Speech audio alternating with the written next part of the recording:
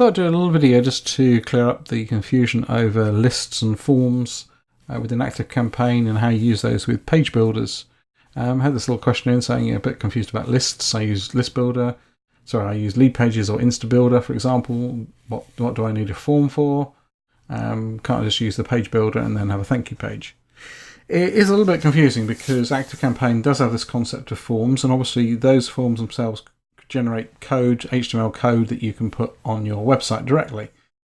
However, they perform another function as well, which is to set up some of the defaults, like exactly which fields you've got that are being passed over, single opt-in, double opt-in, the messages that you get from those, and the thank you page.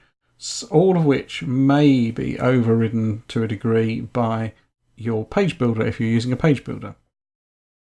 The other confusing thing is that obviously the page builders themselves create a form. So how do they do that? Well, they talk back to ActiveCampaign either via the API, as you can see there, or via the ActiveCampaign HTML form.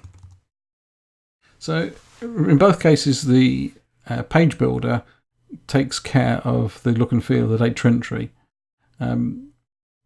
But as I said, the main difference is that even with an API connection where effectively your page builder is talking directly using programming tools into ActiveCampaign, you can still specify a form.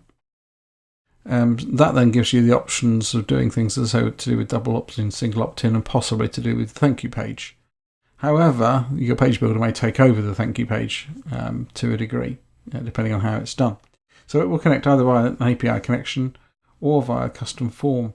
If you're using that custom form method, if you're using the API method, just going to put in some programming codes and the keys from your settings, and that will then just link in automatically. So something like Thrive Content Builder can do that, or OptimizePress can do that. InstaBuilder, I think, only has a form integration. We'll have a look in a second.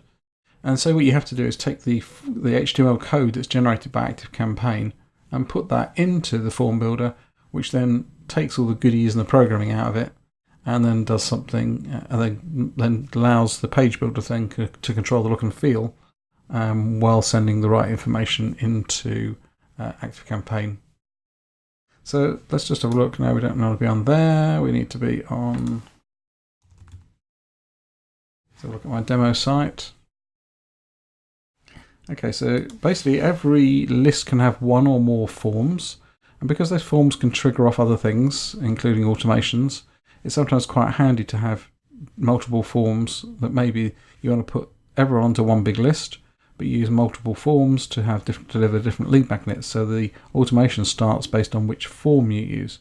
Or you may want to have different thank you pages, in which case the only way in some cases, the only way you can do that is to use the forms. Forms, if you're using the API, are entirely optional. You can just put people straight into the list. It just adds another layer, and this is obviously all to do with the different ways that different programs integrate. So let's have a little look at my forms here. So there's a form there. If I go off into, obviously I've created it, go off into integrate, we can grab by pressing, I'm on a Mac, so Command and C, let's copy that in. If we go off into a page, this is an InstaBuilder page. If we click on the actual opt-in box and then click on the gears, you'll see we've got a thing that says opt-in code. So in that case, we just paste that code in that we just got, pick process, let it whir away, and it's basically got all the stuff it needs. So that should then pick out some fields. So that's opt-in field, so opt-in button. So that allows us to change all the settings on it. But that should be sufficient to actually get that to work. If we have a look at something like Thrive Content Builder, just bear with me a second. Okay, so Thrive Content Builder, let's just switch over to making that into a landing page. Bear with me a sec. So here we are, same kind of thing. You've got the option here to connect with service and go off and create a new connection. So we can use the API. I'll just show you how that works.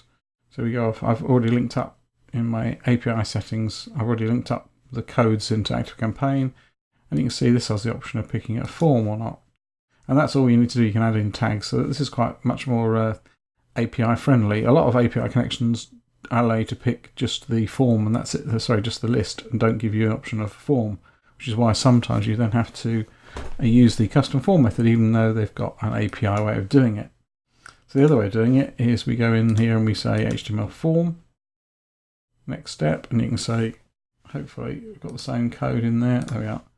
I probably would trim this down, by the way, and get rid of all this. There's a whole load of unnecessary styling and stuff up the top here. There's a style at the start and style here. I probably would get rid of those if I was doing this for real. So it just makes that a little bit simpler.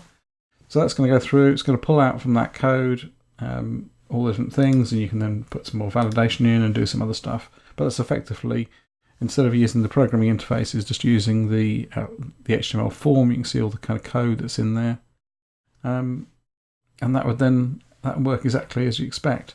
So hopefully that kind of clarifies it a little bit for you. You've got forms that are really kind of an intermediary. They may or may not be used to actually display the code, and you can see that even within the API they actually are quite useful because they can trigger off other things like automations and the settings for single and double opt-in.